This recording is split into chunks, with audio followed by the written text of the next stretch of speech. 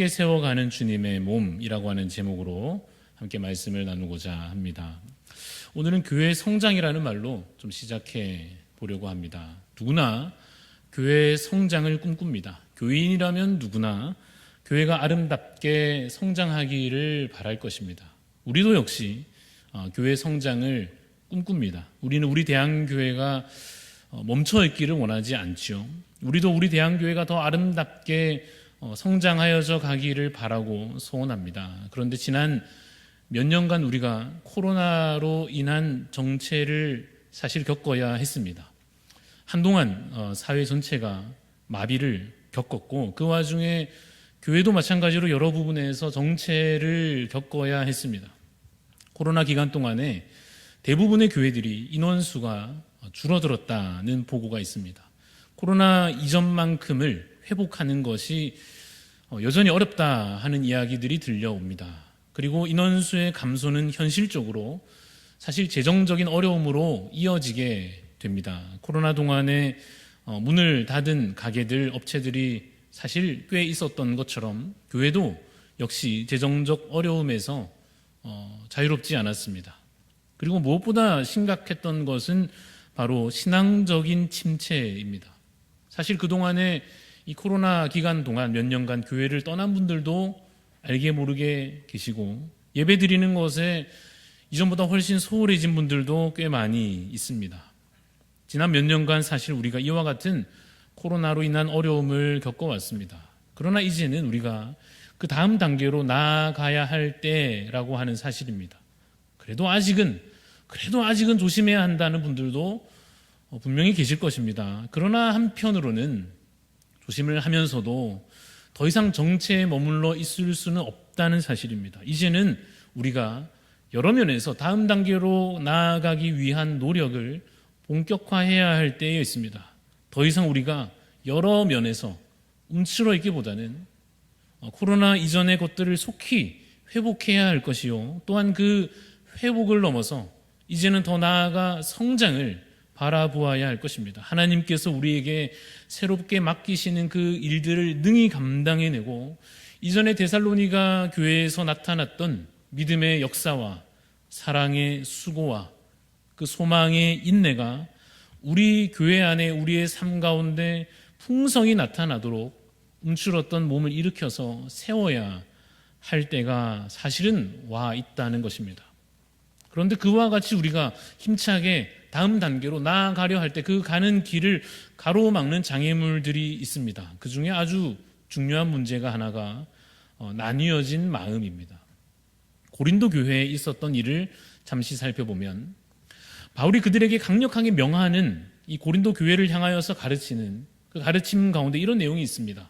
앞에 보이시는 대로 같은 마음과 같은 뜻으로 온전히 합하라 라고 고린도 교회를 향하여서 바울이 가르칩니다. 왜 이러한 가르침이 그들에게 필요했겠습니까? 그들에게 무엇이 있었기 때문일까요?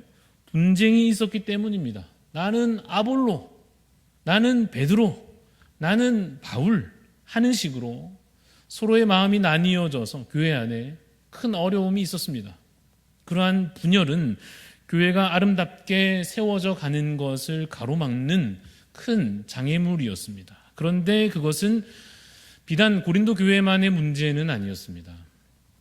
빌립보 교회를 살펴보아도 비슷한 문제가 있었던 것 같습니다. 바울이 빌립보 교회를 향하여서 말합니다. 무슨 일을 하든지 다툼이나 허용으로 하지 말라. 빌립보 교회 성도들도 자신의 마음이 커지고 자신의 마음이 높아져서 마음을 합하고 사랑으로 섬기기보다는 교만으로 거짓으로 서로를 실족하게 하는 그러한 연약함을 나타내었다 하는 것입니다. 오늘 본문은 우리가 에베소서 읽었죠? 에베소서인데 에베소 교회는 어땠을까요? 에베소 교회에도 이러한 교훈이 필요했던 것으로 보입니다. 에베소서 4장 3절 말씀에 있는 대로 성령이 하나 되게 하신 것을 힘써 지키라 라고 가르칩니다. 물론 에베소서는 다른 서신들에 비해서 좀 더 보편적인 어떤 일반적인 교리들을 이렇게 체계적으로 담아낸 면도 있습니다만 여러분, 에베소 교회라고 해서 다툼과 어떤 갈등이 없었겠습니까? 에베소서 4장 4절에 있는 것처럼 한 분 하나님 안에서 한 소망을 품는 것이 우리에게 마땅하지만 그들에게도 그것이 마땅했으나 자기 소견에 옳은 대로 그냥 내 생각대로 행하는 것이 우리의 악한 본성이지 않겠습니까? 그래서 사도 바울은 이 에베소 교회를 향하여서도 하나님께서 성도된 자 모두를 한 소망 안에 부르셨다라고 강조하여 말씀을 전하고 있습니다. 여러분, 그런데 그러한 하나됨 안에서 또한 무엇이 발견되느냐 하면 각각에게 주시는 다양한 은혜도 그 가운데 발견됩니다. 하나님께서 주 안에서 하나된 우리에게 은혜를 베푸시는데 어떻게 베푸시느냐? 각 사람에게 제각각 다양한 하나님의 은혜를 주신다는 것입니다. 그 구체적인 내용이 우리가 읽었습니다만 11절 내용에 나옵니다. 어떤 사람은 사도로, 어떤 사람은 선지자로, 어떤 사람은 복음 전하는 자로, 어떤 사람은 목사로 또는 교사로 하나님께서 그들에게 각각 은혜를 베푸십니다.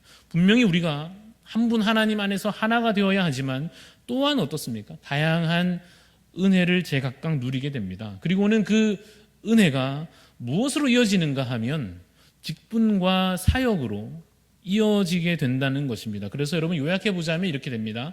우선 하나됨이 필요합니다. 시작은 하나 되는 것입니다. 한 분 하나님 안에서 우리가 한 마음을 품고서 마음을 합하는 것이 우선입니다. 그리고는 각 사람에게 하나님께서 다양하게 주신 그 은사들을 통하여 무엇이 세워지냐면 직분이 세워지고 그들을 통하여서 사역이 이루어지게 됩니다. 여러분, 이것이 잘 이루어진다면 하나 되고 또 다양한 은사들이 아름답게 발휘되고 그래서 직분과 사역이 세워져 가면 어떻게 되겠습니까?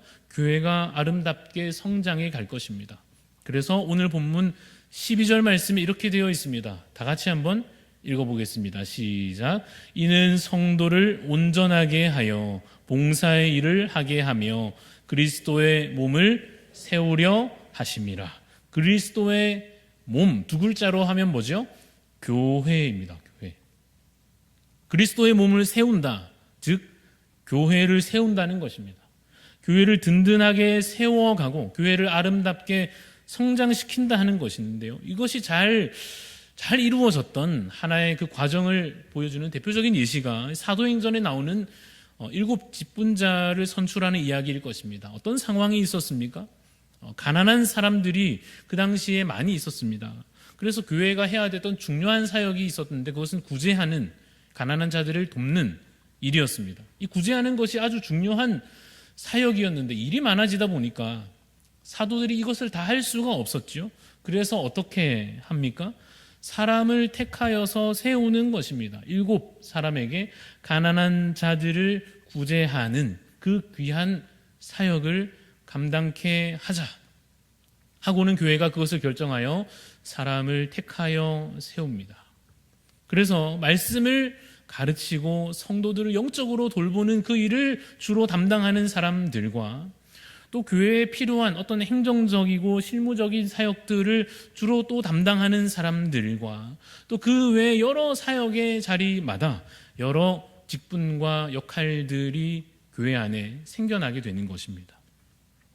잠시 우리가 구약시대로 좀 되돌아가 보면 하나님께서 백성들을 위해서 그들의 영적인 이 이스라엘 백성들의 이 영적인 필요를 따라서 이러한 직분자들을 그들에게 세워주시지 않습니까? 다 각각 거룩하고 귀중한 직분들이었습니다. 그래서 직분자들이 각각의 역할을 제사장은 제사장으로서 왕은 왕으로서 선지자는 선지자로서의 그 직분을 잘 감당했다면 그리고 그것이 서로 잘 협력으로 이루어졌다고 한다면 이스라엘 나라가 언약하신 대로 복을 누리고 형통함을 누리게 되었을 것입니다.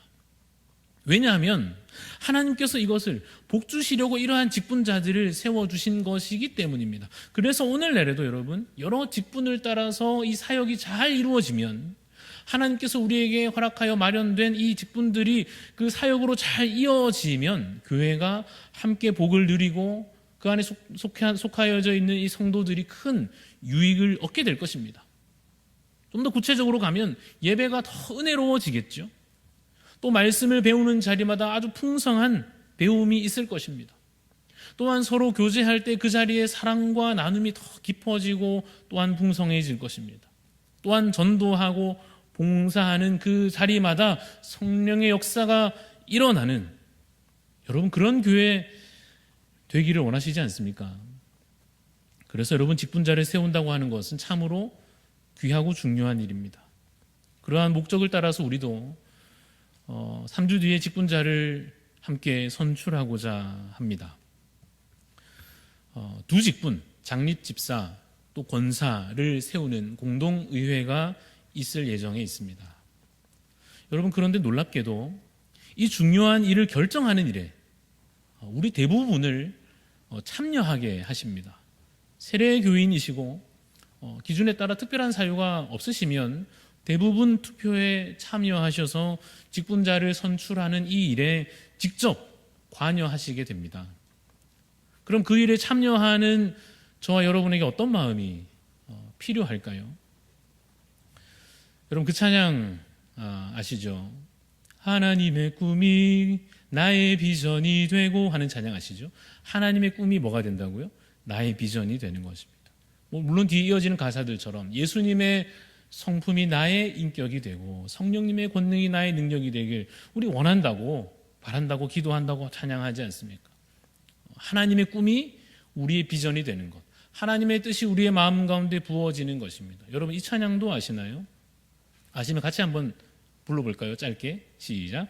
나의 마음이 아버지의 마음 알아 내 모든 뜻 아버지의 뜻이 될 수 있기를. 여기까지입니다. 여러분 이 찬양의 가사 우리 방금 잠깐 불렀지만 나의 마음이 아버지의 마음을 알아서 내 모든 뜻이 아버지의 뜻이 될 수 있기를. 어떠세요? 여러분 아멘이십니까? 정말 그렇게 여러분의 마음이 하나님 아버지의 마음으로 바뀌어지기를 정말로 원하십니까? 여러분 사실은 우리가 찬양하기는 쉽지만 제가 앞에서 하자 하니까 가사도 보이고 부르는 건 쉬운 일이지만 실제로 내 뜻을 굽힌다 하는 것은 쉽지 않습니다. 내 기준을 꺾는다. 여러분 이게 쉬운 일이 아니지 않습니까? 왜 이 사람이 후보가 되는가? 왜 이 사람이 후보가 안 되는가? 왜 내가 직분자로 세워져야 되는가? 왜 내가 직분자로 세워지지 않는가에 대해서 내 뜻을 굽힌다 하는 것이 여러분 결코 쉽지 않은 일입니다. 물론 내 뜻이 하나님의 뜻과 놀랍게도 다행히 일치할 가능성도 있습니다. 그러면 너무너무 감사한 일이죠. 그런데 그런지 아닌지 알려면 내 생각이 하나님의 뜻과 일치하는지 아닌지 알려고 하면 어떻게 해야 되겠습니까? 결과를 보기 전에 내 마음에 하나님의 그 마음을 품기 위해서 내 뜻을 하나님의 뜻에 맞추어 가려면 뭘 해야 된다고요? 여쭈어야 한다고요. 하나님께 여쭈어야 할 것입니다. 최근에 우리가 구역장 모임 하면서 이 말씀을 나누었는데 여호수아가 가나안 땅을 정복하는 중에 기브온 족속을 만나게 됩니다. 이 사람들이 대체 누구인지 멀리서 온 것인지 이 지역 사람인지 잘 분간하지 못하는 가운데 이 기브온 족속을 어떻게 할 것인가, 이들과 조약을 맺을 건가 말 건가 하는 그 결정하는 과정에서 잘못된 결정을 내리는 장면이 여호수아 9장에 이렇게 나옵니다. 잘못된 결정을 하게 된 결정적인 이유가 앞에 여러분 보시듯이 여기 기록되어 있습니다. 여호와께 여쭈어 보지 않은 것입니다. 다시 말해 기도하지 않은 것입니다. 그냥 자기 생각대로 한 것입니다. 기도해야 할 것입니다. 남은 기간 동안에 무엇보다 우리가 다 같이 마음을 합하여 기도해야 할 것입니다. 그러면 하나님께서 우리에게 하나님의 뜻이 무엇인지 보여주실 것입니다. 그래서 보이시는 그 뜻 앞에 우리 자신의 생각을 내려, 참 쉽지 않지만, 정말 쉽지 않지만 내 뜻을 꺾는다는 것이 쉽지 않더라도 보여주시는 하나님의 뜻 앞에 우리 자신의 생각을 내려놓을 수 있기를 간절히 소원합니다. 그러면 일이 결코 잘못되지 않고 잘 될 것입니다. 여러분 신뢰하실 수 있습니까? 말은 맞는 말 같으나 내 마음을 정말 그렇게 신뢰로 바꾸는 것이 어려울 수 있습니다. 그래도 내 생각대로 해야 일이 잘 될 것 같죠. 이거 이렇게 안 했다가는 뭔가 일이 그르칠 것 같지 않습니까? 그러나 여러분, 주님의 뜻이라면 내 생각을 꺾는다는 것이 결코 일을 그르치는 것이 아니라 오히려 일이 잘 되게 하는 일임을 믿으시기 바랍니다. 주님을 신뢰하는 자 되시기를 간절히 소원합니다. 그래서 여러분 이렇게 되면 좋겠습니다. 주님의 뜻과 내 생각이 일치하는, 그냥 내 생각을 다 갖다 버린다기보다는 내 생각과 내 뜻이 주님의 뜻과 일치하게 되는 것이 더 아름다운 일일 것입니다. 여러분, 주님의 마음을 본받는 자, 찬송가 가사잖아요. 주님의 마음을 본받는 자, 그 마음에 뭐가 찾아옵니까? 허무함이 찾아옵니까? 뭐 내 생각은 다 없어지고 뭐 그렇게 무조건 하지 말라 그러고 잘못됐다 그러고 이게 뭐냐? 그렇지 않습니다. 주님의 마음을 본받는 자에게는 평강이 가득할 줄로 믿습니다. 이제 이 말씀을 다시 한번 같이 읽어보겠습니다. 함께 읽습니다. 시작. 그가 어떤 사람은 사도로, 어떤 사람은 선지자로, 어떤 사람은 복음 전하는 자로, 어떤 사람은 목사와 교사로 삼으셨으니 이는 성도를 온전하게 하여 봉사의 일을 하게 하며 그리스도의 몸을 세우려 하심이라. 마지막 읽은 구절에 있는 대로 그리스도의 몸을 세우려 하심입니다. 우리 주님은 우리 대한교회가 이제 회복을 넘어 성장으로 더욱 아름답고 풍성한 교회로 세워져 가기를 원하십니다. 이 귀한 일에 여러분의 마음을 합하여 같이 기도하고 같이 준비되어 내 뜻이 아니라 주님의 뜻을 이루어 드리는 그러한 성도님들이 다 되시기를 주님의 이름으로 축원합니다.